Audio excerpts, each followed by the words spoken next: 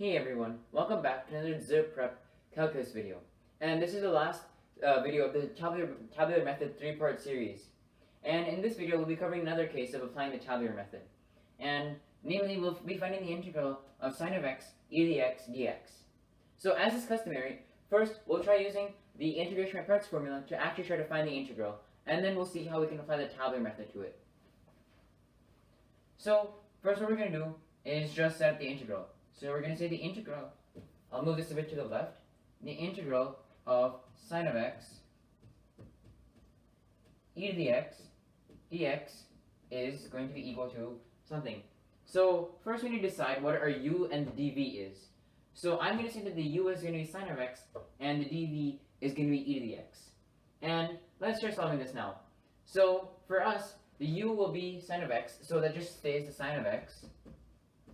And v is the integral of e to the x, and that's still e to the x, minus the integral of v, which is e to the x, times the derivative of sine of x, which is cosine of x. And then we have a dx at the end. Okay, so now we're going to perform integration by parts on this again, and I'm going to keep cosine of x as the u, and e to the x as the dv. So let's see what happens. So this is going to be equal to sine of x e to the x. Oh, let me do this in a different color here. Sine of x e to the x minus, in parentheses, u, which is cosine of x, and v, which is e to the x, minus the integral of v, which is e to the x, and du, which is the derivative of cosine of x, and that's just negative sine of x, dx, and close the parentheses. So first we're going to try reformatting this a bit and try to simplify things down. So we see here that the negative and negative over here just become positives. And then we see again that the negative over here distributes into this positive and it makes it a negative. So now we can just get rid of the parentheses. And then this just leaves us with a negative. So what I'm going to do now, what you guys may notice is that this is the integral of e to the x sine of x, which is exactly the same integral that we started with. And you guys will see that I'm going to denote this integral to be I. So that means I over here is going to be the same thing as sine of x e to the x minus cosine of x e to the x minus I again. So we're going to rewrite this as I.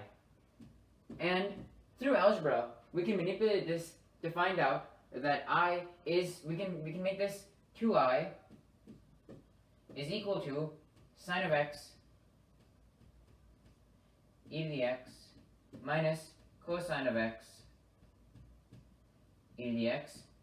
And then we can divide 2 by both sides, and that just gives us the final answer of the integral of this is going to be the same thing as sine of x e to the x minus cosine of x e to the x all over 2. So now we'll try applying the tabular method and see what happens. So first we're going to draw the rows. So let's draw them out. And on this side I'm going to have the derivative, and on this side I'm going to have the integral, and I'm going to abbreviate it like last time. My drawing isn't too good. Let me just redraw this to make it more straight. And we're going to keep sine of x as in the derivative column and e to the x in the integral column. So in the derivative column, we're going to keep it as sine of x. And here we're going to have it as e to the x. And then we're just going to do a bunch of pluses and minuses. Okay, so the derivative of sine of x is simply cosine of x. And the derivative of cosine of x is negative sine of x. And that's literally the same thing as sine of x, just a negative. So another place when to stop is when one of the terms becomes the same thing as one of the starting terms. So we find the integral again, and that just leaves us with e to the x and e to the x over here. So now we're going to draw the arrows and try simplifying this thing. So this leaves us with sine of x e to the x and minus cosine of x cosine of x e to the x and minus the integral of sine of x e to the x.